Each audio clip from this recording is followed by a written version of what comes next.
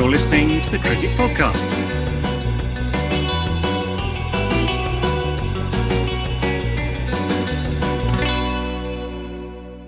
Hello everyone and welcome to the Cricket Podcast's preview series for the 2021 IPL.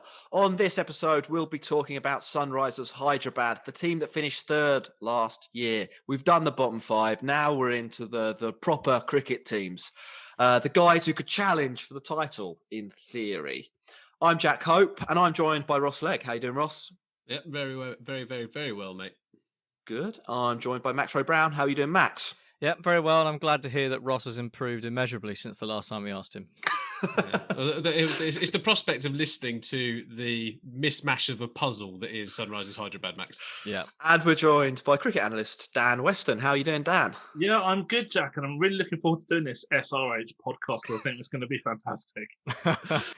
Before we get right into it, just a quick reminder to like, follow, subscribe on whatever platform you're listening or watching on, and follow us over on Twitter and Instagram at the Cricket Pod, where we'll be, live tweeting along with games and so on. Also, we should let you know that we've fixed a time for our live stream. It will be 5 p.m. UK time on the 8th of April, Thursday, the 8th of April, which we think is 9:30 in India. If it isn't, let us know in the comments as soon as possible so we can correct that. But we're really looking forward to that. Come along, ask your questions. We'll have a chat. We're going to make our predictions of who'll win the IPL and a bunch of other sort of fun things we've planned. Max, Sunrisers Hyderabad. Last year, you said they would win the tournament. They didn't. No. Idiot. Yes. But much less idiot than it looked like it might have been at the halfway stage, as I'm sure we'll get to. But before we get to that, obviously, as we've been doing, it's nice to set the scene of these teams and where they're from. So here we are in Hyderabad, which has a rich history, having been founded in 1591 by Muhammad Quli Qutub Shah, before it was annexed by the Mughal Empire in 1687, which brought on the start of the Nizam dynasty in 1724.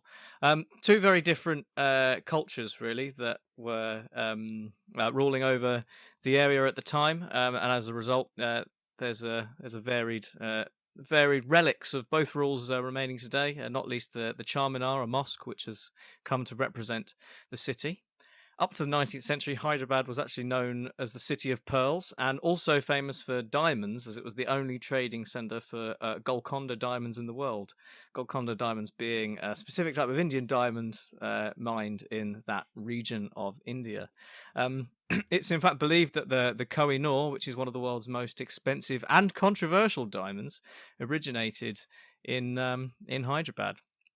In the modern day, as well as taking in the sites that mark the history of Hyderabad, you'll find an expanding IT and pharmaceuticals industry and a large variety of biryani dishes. And, perhaps most excitingly, a famous magic fish medicine served only in June each year, which is alleged to cure asthma. If you're wondering about this magic fish medicine, it's been made for about the last 100 years by the Good family, and it involves a small marl fish which is filled with a mysterious yellow paste and is then swallowed whole. And live. Oh. Well, that's taken a turn, hasn't it? That's a pretty morbid way to kick this off. Yeah, well, it's a massive thing. Apparently, loads of people every year travel to Hyderabad for this medicine. So, yeah, interesting. And now we'll move on to the cricket. So, as you alluded to, Jack, last year they didn't win, and they were absolutely dreadful for the first half of the tournament. But a change of tactics kind of brought them to life. So Johnny Bairstow was kind of the unlucky man to drop out, as they brought in Riddhiman Saha to open the batting. And this freed up an overseas slot for Jason Holder to come in and kind of improve the balance of the side a little bit, as he offered some overs, possibly enforced by the injury to Bhuvaneshwar Kumar, who only managed 4 games last year. But yeah, after this change, there was a late run of wins and a simultaneous collapse of the rivals around them, and they actually ended up finishing third and made it to the final eliminator, where they lost out to Delhi Capitals for a place in the final. So my initial prediction wasn't as far off as it perhaps could have been. But I mean, this change in fortunes that we saw halfway through last year. Dan, do you reckon this was about the change in lineup and rebalancing the side a bit, or was it just a coincidence because Rashid Khan also happened to start being unplayable at the time? Yeah, I think it was accident rather than design. I'm not a massive fan of the Sunrisers strategy in general, and in particular their recent recruitment. I think we'll probably talk about that quite a lot as this podcast develops. Yeah. Interesting that their strategy is not that good because they are coached by Trevor Bayliss, who was obviously brought in by England to lead the revolution of particularly one-day cricket and bring home a World Cup title, which is always nice to mention. So perhaps confusing that they're not at the forefront of sensible strategy. Captained by David Warner, everyone's favourite Australian, and their kit, as we've mentioned on the last show, we had a little discussion about kits. I do really like the Sunrisers kit. It's a lovely sunrise of orange and yellow gradient. Quite attractive. But yes. I've seen your shirt collection, Max. It's good, isn't it? It's loud. You could call it loud. Yeah, you've alluded, Dan, to some questionable recruitment, and we'll get to that, but bear with me for now. Because on paper, Sunrisers have some of the best players in the world. I've already mentioned David Warner. They've also got Johnny Bairstow, they've got Kane Williamson, and they've got Rashid Khan. But the problem, I think, is that given the limit of 4 overseas slots, whether their best 11 for a game of T20 cricket in the IPL actually contains all of those players is another matter. So using up 75% of your overseas slots in your top 4 makes for quite an unbalanced side. And then when you add to that the fact that their most expensive Indian player is Manish Pandey, who bats at 3, that just exacerbates the problem even more. There were signs last year that maybe they'd cottoned onto that when they moved things around and brought in Holder, but as you said, it looks like that might be serendipity rather than design, because we've seen some questionable decision making a few months ago in the auction and today on the day of recording. We might have expected them to fix the problem they had at the mini auction, particularly because they ended the season with both Mitch Marsh and Jason Holder. Jason Holder being brought in to replace Mitch Marsh, who got injured in the first game with a nasty ankle injury. So you could have thought maybe they get rid of one of those and sort of rebalance a bit, or maybe even both of them, because neither of them are that good at 2020 cricket. But no, they kept them both. But serendipity struck in again, and Mitch Marsh pulled out the tournament. Which left them where he had a contract of 2 crore, which meant that they pretty much had the free pick of the unsold players this year to replace him with. And they picked Jason Roy, another opener, to go along with Bairstow and Warner. Jack, I'll come to you first. The simple question: why? Well, that's all I can really echo back to you, Matt. It's not a simple question at all, because it's totally fucking baffling. They've picked a bad team in the first place. Whenever the original auction was that landed them with all of these sort of top order batters who do the same thing, they then got hammered for having that team. They had a mini auction to sort it out. They made all the same mistakes again, or didn't change that team, and they've been given like a third chance. You know how rare third chances are in life. Nobody gets a third chance. And what have they done? They've made the most painfully dumb decision. They've not even picked the right opener. If you were gonna get an opener, they've not even picked the right English opener. You could have had Hales. You could have had Hales instead. In my opinion, what they've done, it's a massive nepotism move. I think Trevor Bayliss likes Jason Roy, and I reckon he's given a job to his mate. I genuinely think something like that has happened here, because I just can't see how you go, oh, we've got Warner and Bairstow. What we need is a third guy to bat in exactly the 2 positions that they play in. There are rumours that Dave Warner's groin maybe isn't up to the job. But in that case, I think you play Bairstow and Saha, don't you? Yeah. You don't. I think ideally you don't play Williamson and you play Warner, Bairstow, some other people, and then like Rashid Khan down the order, maybe with Naby. I don't think you ever. I just can't get over it. I mean, if Warner has got a bad groin, then you make the decision to bring in a new Warner when he drops out of the IPL. You don't bring in the guy to replace him before he's gone. If Warner does have a bad groin, you've already got the problem of too many opening batsmen, so it doesn't matter because you got one to bring in anyway. I think that's a nice summary of why it's a bit crazy, but why not dig into it a bit deeper, because it is utterly insane and probably the main thing.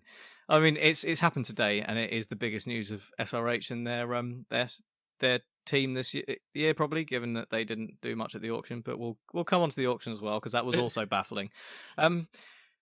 Jason Roy, obviously the wrong decision. Ross, it sounds like you have you wanted to come in here, so I'll come to you. Who would you have chosen instead of Jason Roy? Probably Alex Hales. I think they needed another kind of top line batsman. I think if you're going to look at what they're actually trying to achieve, I think their whole auction strategy was off from the beginning, right? As Jack kind of mentioned, you don't get a third chance very often, but their second chance was their opportunity to actually reshape some of this team. And I think there are better options in the player pool than what they've got in their squad. Like you weren't going to put Rashid Khan back into the mix, but you probably should have put Naby back in the mix. Holder probably should have gone in there. Mitch Marsh definitely. I don't even know what he was doing in their team in the first place. When he rolled his ankle, it was a gift from God that he was injured in that IPL.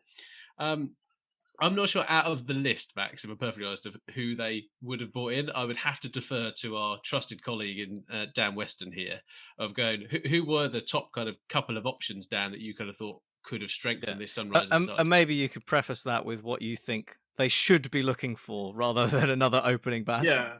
Okay, so we'll do these in little bite-sized chunks. First of all, Jack hit the nail on the head earlier on, where I agree with him completely that Roy wasn't even the best English opener available to be picked, and I would certainly have gone if I was told that I had to pick an English opener to replace Mitch Marsh, which is a bit of a constraint. I would have gone with Alex Hales.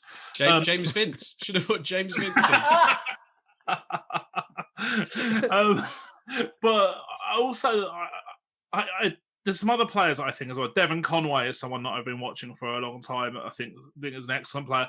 But and people say, oh, well, Conway is more of an anchor player. Well, actually, if you look at Jason Roy's strike rate in domestic T20 cricket over the last 3 years, and particularly his 6% as well, I would suggest that Roy is probably not as explosive as a lot of people would think. And the other player that I think would be an absolute superstar in the IPL, and I can't believe that he didn't even make the final shortlist. He made the prior to the auction shortlist, but not the actual, didn't get his name called out in the auction, is Ramanella Garbaz, who's just an absolute intent machine. If you look at Finn Allen at RCB, this guy has done it for 3 years pretty much for Afghanistan and in some subcontinent T20 leagues, and in a very similar type of player. He strikes at like 150 plus against all types of pace and all types of spin, and opens the batting, keeps wicket as well, which Sunrisers probably don't need, but it's another skill set too. And I don't see the love for Roy, this pick for Roy. Not just the fact that I don't think he's the best opener option, but why do they even pick an opener to start with? I mean, my notes prior to the auction, I went back through them today in preparation for this pod, and my notes said worst team strike rate at the death last year, 150-ish. Not good enough, and it's a common problem for the franchise in years gone by as well. I wrote about it in my book, and this is not a new problem for SRH. So I made a note saying I needed hitters and death hitters. Who'd they buy? Kedar Yadav. Now, Kedar Yadav, in the last from 2019 onwards, playing for CSK, averages less than 19 at a strike rate of 95. His boundary is about 12.5%.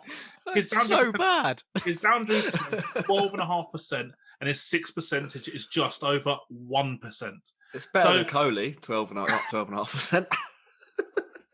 So it's like the dictionary definition of a non-hitter. So they basically picked the opposite player to what I thought they needed and what the numbers would suggest that they needed based on that. And also, kind of worth noting as well, the opener debate. Actually, last year, Sunrisers actually had the best power play batting numbers in the entire competition. Well, they should do, shouldn't they, with the players they've got up there? Yeah. So I'm not quite sure how you need to change that. Yeah, well, Because I think that's exactly it, isn't it? Because they're too top heavy. They're great at the start, and then they just peter out. Mm-hmm. I've kind of got two questions for you, Dan. If someone gave you a free shot to reload and basically take whoever you wanted to instead of Mitch Marsh, say they've cleaned out the entire management structure at SRH you've been put in 3 days ago. Mitch Marsh, he rings up and he says, "Dan, I can't be bothered." Off the top of your head, who are you going for? And I guess sort of a follow-up to that, having been involved maybe in some of these types of meetings, what thought process can you imagine that the current SRH management or whoever's making this call, what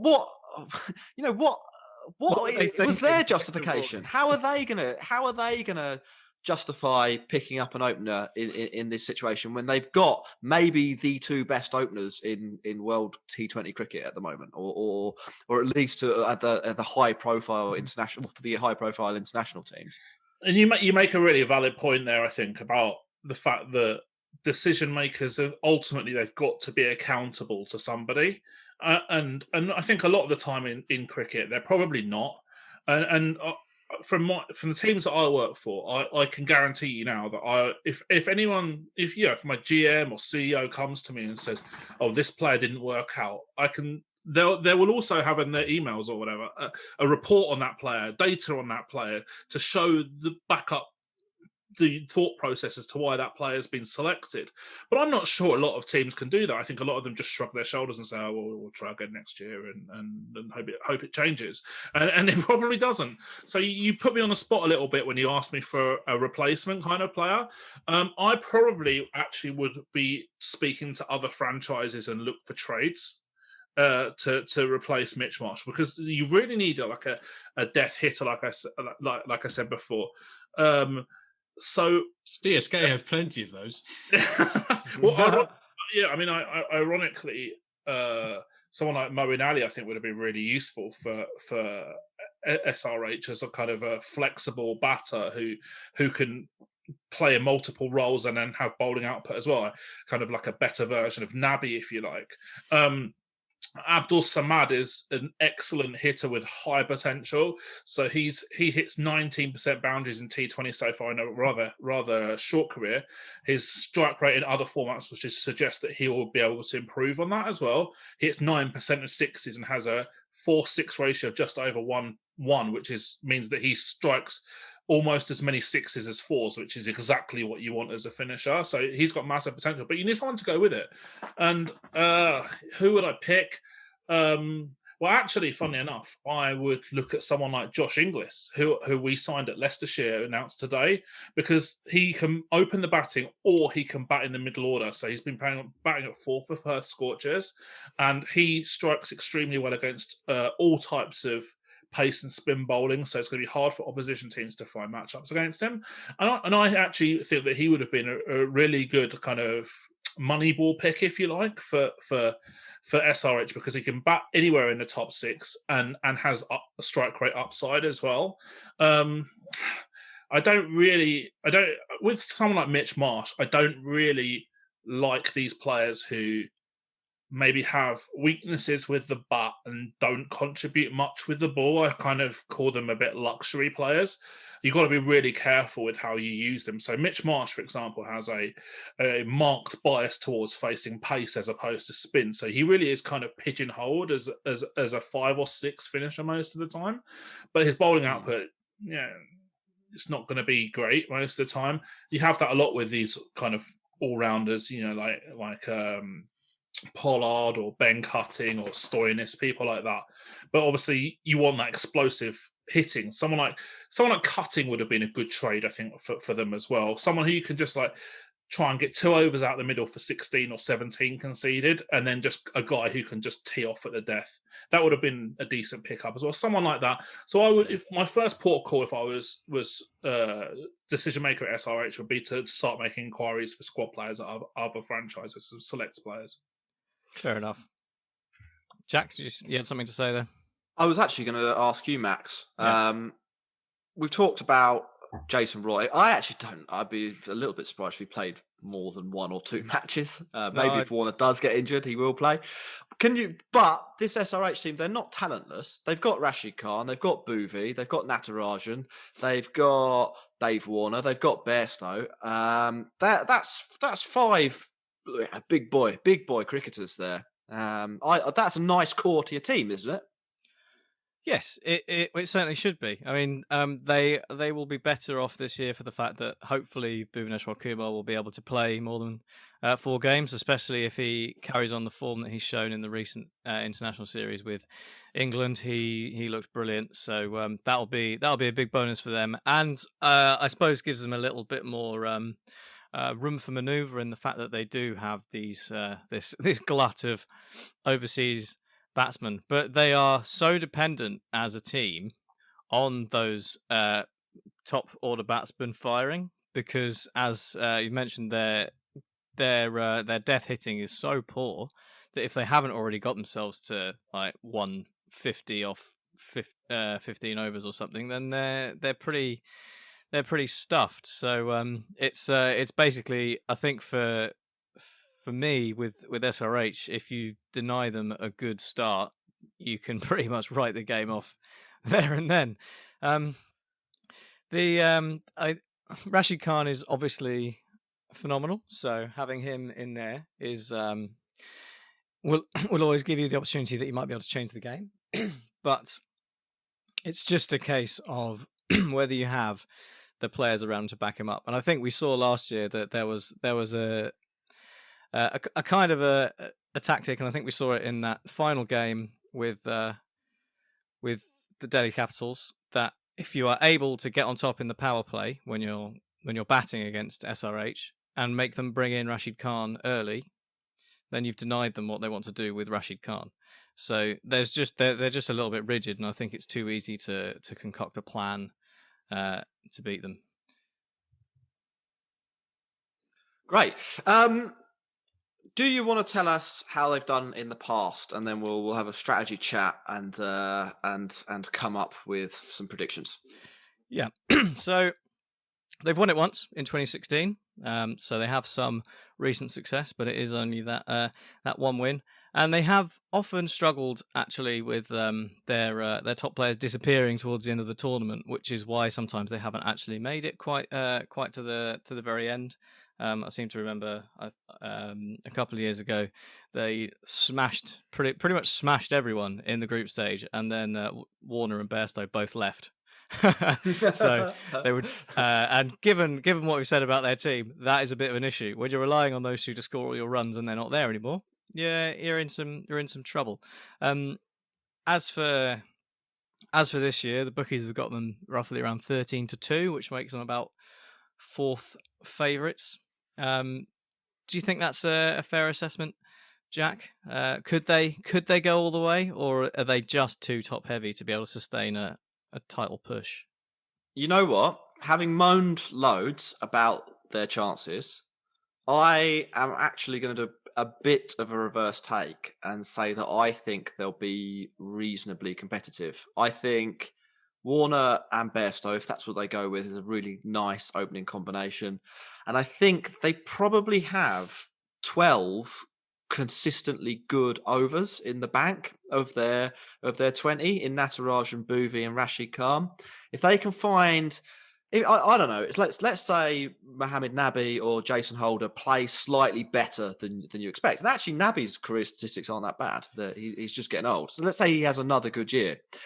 Then they might be up to 16 good overs. And that means that you can afford maybe to wilt a bit at the end of some of your innings, and maybe you'll be able to defend 155 a couple of times.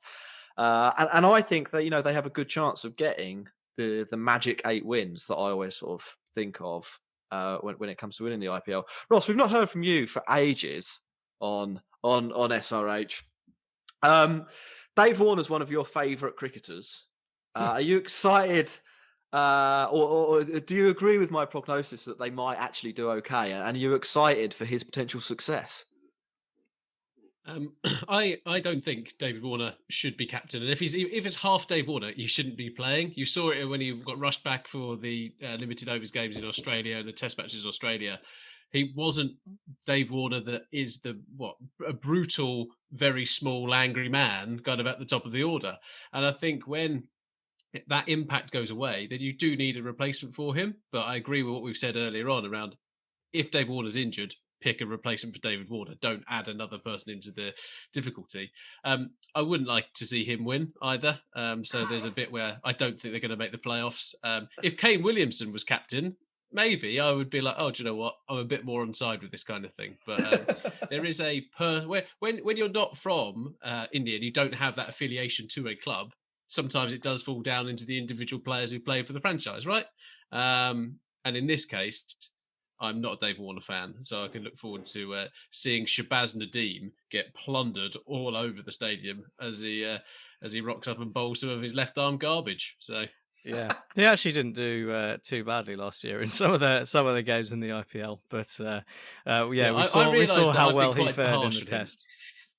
Well, I mean, he was dreadful in that Test, but it was a road. I think the thing is, you sort of both kind of covered it there, and we've touched on it. So we'll probably start wrapping up on SRH now. But I think the final word from me really is that they're just so frustrating because, as you say, Jack, they've got such a core of excellent players. And it's not like that they don't have the ability to fill in the gaps that they've got from what's available, but it's just they do things like pick Jason Roy to replace Mitchell Marsh, or go into an auction needing to find some quick runs at the death, and go for the exact opposite of what you need. Or shut your laptop down. Or even the final one, the other main person who they picked up at the auction, which we didn't mention really much, which was Mujeeb. When they've got not only do they have a spinner who's not going to play because there isn't really enough space for him, he's an Afghan. They've got an Afghan main spinner, and they've picked up another Afghan spinner who's not going to play. So it's strange. Their logic doesn't make sense, and there's some of the decision making is very questionable. But despite all that, a bit like RCB, they do still have a chance. Why you would support them? It's difficult because obviously David Warner's in charge to give a good reason. But if you forget that, remember that Kane Williamson is one of the nicest guys around, and that New Zealand has great produce and meat and produce. So that's a reason to support them. And again, another reason, as I just alluded to, that you might support them is if you're a spinner from Afghanistan. Then you want to support them. There's always a chance they'll pick you in an auction, make you a very rich man. But yeah, that's I think that's all she wrote from us on Sunrisers Hyderabad. Do we want to do a quick question? In fact, there's one Twitter question that I think might be worth asking, and I'm going to direct this direct at Dan. Do SRH have the best bowling lineup in the IPL?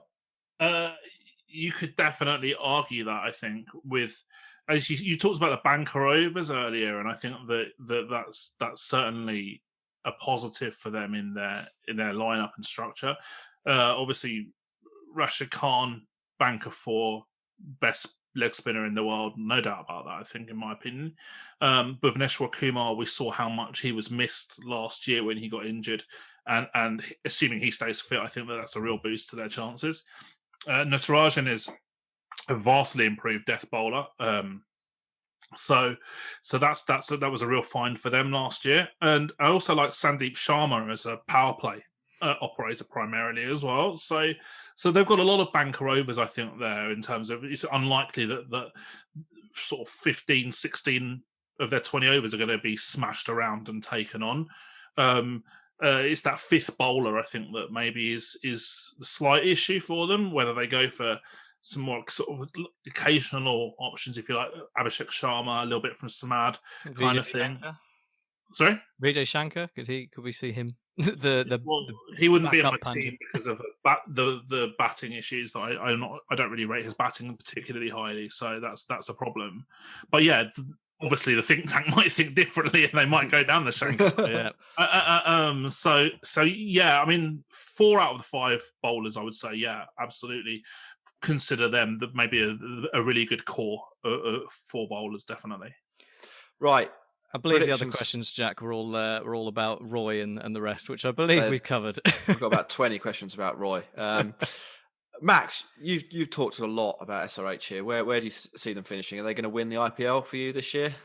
I don't think they'll win it because there are 2 teams. There are 2 teams coming up that I just think are that far ahead. But I think, having said RCB will finish 3rd, I think Sunrisers will finish 4th and beat them in the knockout, and we'll see the same top 3 as last year.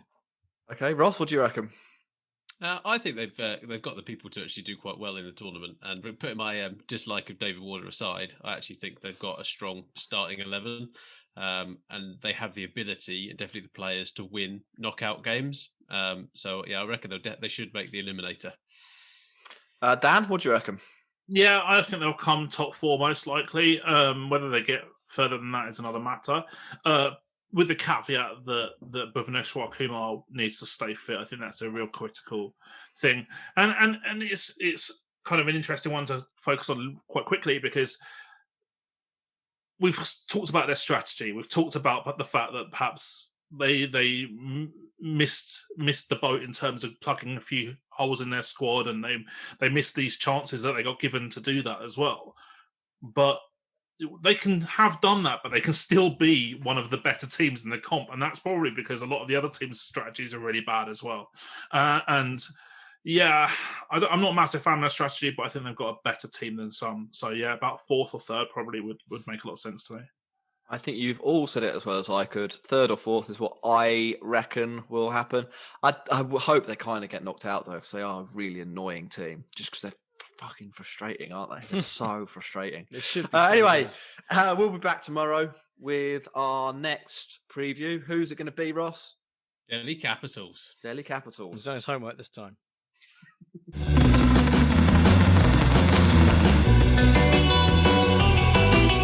You're listening to the Cricket Podcast.